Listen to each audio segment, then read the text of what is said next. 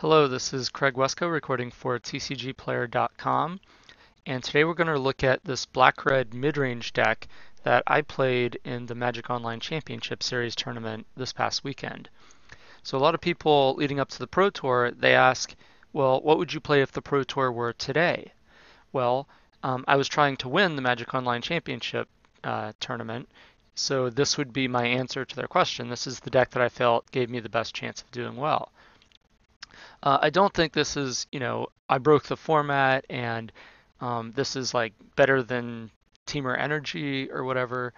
But I think that it's different enough that it's going to catch the opponent off guard in a lot of scenarios, and they're not really going to know what you're up to.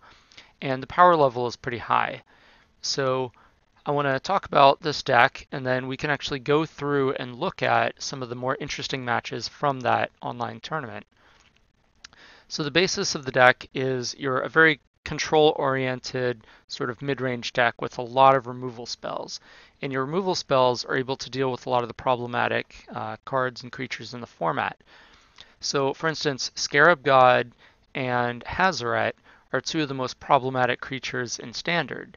And Vraska's Contempt is one of the most efficient answers at dealing with either one of them. So that's one of the important reasons to play this deck, is that you get to play 4 Vraska's Contempt without really questioning that decision.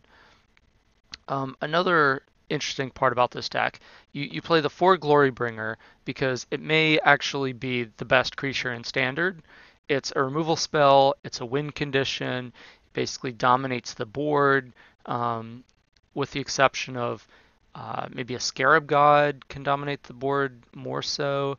Sometimes an Angel of Invention, if it's brought back as a 6/6 with a gift of the God Pharaoh. But really the Glorybringer is kind of the ruler of the skies in most games. And so another interesting thing that we do, we play Doomfall. So Doomfall is one of, I think, the most underrated cards in Standard right now. It's a way to look at the opponent's hand and take their 4-drop or their 5-drop before they're able to play them. And that's a really big advantage, especially if your opponent isn't putting you under a lot of pressure. And if they are putting you under pressure, then you could just have them exile a creature. Which is also interesting if you have, Fatal Push for their little creature, and then maybe a Braid for their other little creature, or you Fiery Cannonade and kill all their small creatures, and just leave them with like a Bristling Hydra, or a Hazoret, or a Scarab God. Well, this can conveniently deal with any of those creatures, whether they've hexproof, whether they're indestructible, whether they come back after they die. Well, it's just exiled, so it's gone.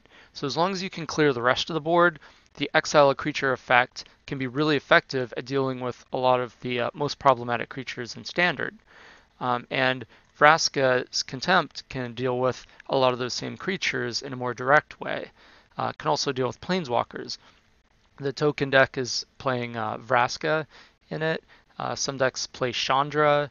So you're going to face a few Planeswalkers as well as some of these really problematic creatures that you need to deal with. And then if you just need to deal with like a Heart of Kiran or something, like great. You can still kill any creature with it, even if you might be paying more mana than you would like to. So it is a very versatile removal spell, and it's the one that I like to keep in my hand till the very end because it's the most versatile. And then, so the other things this deck does, it just has a bunch of removal spells. So it's like Fatal Push, kill your creature, a Braid, kill your creature, sometimes your artifact, whether it's a vehicle or sometimes a monument, sometimes a gift of the God Pharaoh. And then Walking Ballista is a way to deal with a lot of little tokens, a lot of small creatures. Some people are playing mono red aggro, mono black aggro, black red aggro, tokens. So there's just lots of ways to just plink off a bunch of 1 toughness creatures. Even the energy decks are playing cards like the card that's like the Dark Confidant, the energy one, I forgot the name of it. So you just plink off those things, and then you have enough mana in this deck. The games often go late, where you just draw Walking Ballista and cast it for like 6 or 8 mana, and then you could just really kill off multiple things and really dominate the board with a Walking Ballista. So that's the other thing I wanted to mention about this deck. Actually turning the corner and winning the game isn't really as much of a problem for this deck as it is some other more controlling decks, for a few reasons. One, it has card like Cut to Ribbons to just, you start off, you kill their Long Tusk Cub, something like that. If you saw my tweet, you saw the bad puns that I got into with my opponent when that happened. But then later on, you can play the ribbons and have them lose a bunch of life. So you're threatening, or even just threatening that makes them block differently. And so it's like, wow, you have a Glorybringer and you have ribbons in the graveyard. That means I'm not actually dead in 5 hits from a Glorybringer. I'm actually just dead in 3 hits from a Glorybringer. So that takes away the opponent's number of draw steps that they have to try to get out of a situation.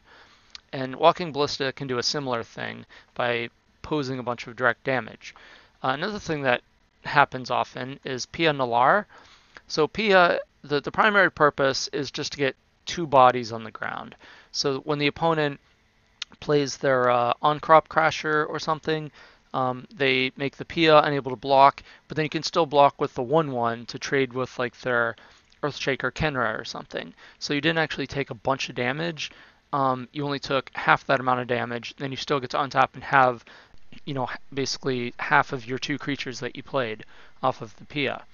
And also it's a way to actually win the game. She doesn't just attack for 3. You can pump all your mana into pumping the Thopter, and you can attack for like 5 or 6 damage.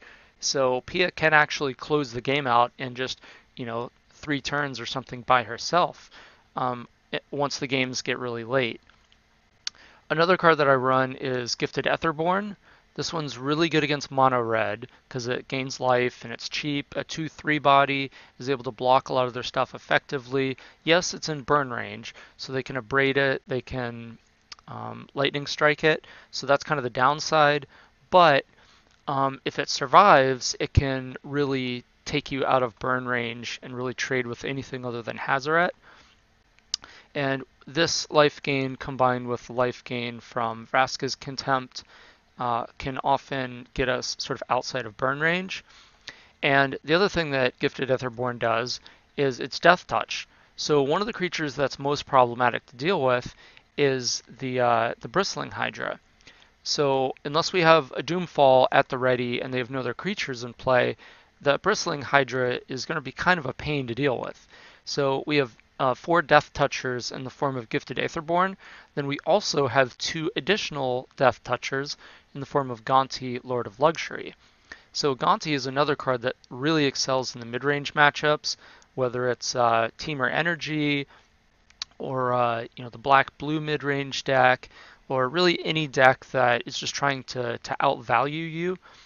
And it's also extremely good against Bristling Hydra and other creatures that are sometimes problematic, like Carnage Tyrant, for instance.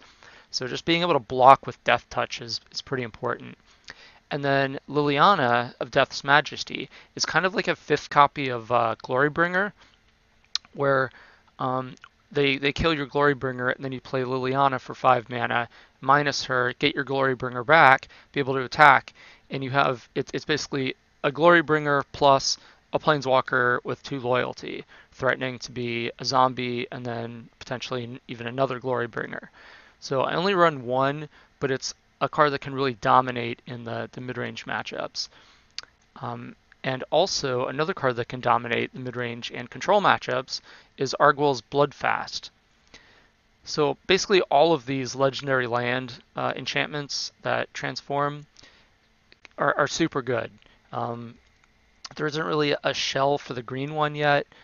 We saw one of the writers on TCGplayer actually write a pretty interesting token deck that is based around the green one. But it hasn't really seen a lot of tournament play, that card. But the other 4 have. And Arguel's Bloodfast is a really, really potent way to combat blue-white approach or blue-black control. And with cards like Gifted Aetherborn to gain us life, you're basically drawing a card. So You attack, you gain 2 life, and then you pay that 2 life and 2 mana to draw a card, and that can be pretty effective in a lot of matchups. So some of the other things that we have 1 Fiery Cannonade, just as a removal spell. Tokens are popular. It's really good against mono red. They play On-Crop Crasher and attack with all their creatures. And then you play Cannonade, you can kill the Crasher and all their other creatures, except potentially like a Karizev or the Menace Dinosaur. Those are pretty much their only creatures that survive this. Clearing the way against tokens can be effective. It's just a pretty solid card in a lot of matchups. Even against Teamer Energy, you can kill their Servant, you kill their Rogue Refiner, and you kill any of their Thopter tokens. You can even set up unfavorable blocks with the Cannonade. There's just a kind of a lot of things that you can do in a lot of the matchups that I think it's just a solid enough removal spell to play 1 copy of main deck. We play 1 Abrade. It's pretty versatile. It's just a slight upgrade to Lightning Strike in most scenarios. You can kill like a Heart of Kiran, something like that. Gives us at least an out to draw into against like Godfarrow's Gift and Monument. Karizev is a pretty formidable blocker. 1/3 for 2 is reasonable against the aggro decks where they're trying to play 1/1s and 2/1s and stuff like that. And then also it's a way to just get in damage against the mid-range and control matchups. So kind of the most expendable card, but certainly pulls its weight in a lot of the matchups. Duress. It's not a great card main deck. Some matchups it's one of your best cards, but other matchups you just cast it on turn 1 and see a bunch of creatures. And there's just so many creatures in this format. It's very dominated by creatures that I can't really justify playing more than 1 copy of Duress in the main deck. Because even if you whiff, you at least see what's going on. But when you draw the second copy and that one's also a whiff, then it's just you get no value out of it and it's a dead draw. But in the matchups where you really want it, it's awesome, like against all the control decks. And it also gets better in post-board games when they bring in more spells to deal with whatever things you have, because most of the sideboard cards are spells, even though most of the main deck cards are creatures in various matchups. So it actually gets better in post-board games, so you'll not want it in game 1. It'll be like your worst card in your deck game 1 in some matchups, but then even in those same matchups, you board in another copy of Duress because it gets better in the post-board games based on what they side in. So that's the main deck. Well, I guess we could talk about the lands too.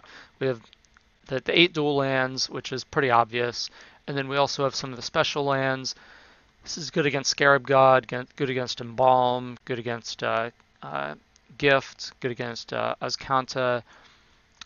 Field of Ruin, also good against Azcanta, any of the cards that transform into lands. Can also sometimes set the opponent off of the colors of mana they need if their mana base is greedy or if their draw is kind of weird. Also can turn on Fatal Push, the Revolt side, so that comes up a decent amount. Be aware of that. It could also fix our mana sometimes, but our mana is pretty good anyway. Sometimes maybe we don't have the second black right away for the Gifted Etherborn.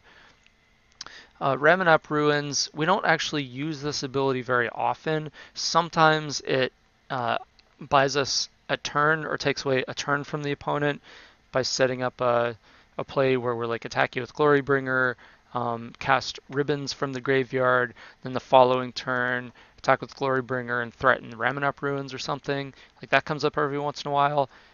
But this one actually comes up even more, the Deadlands.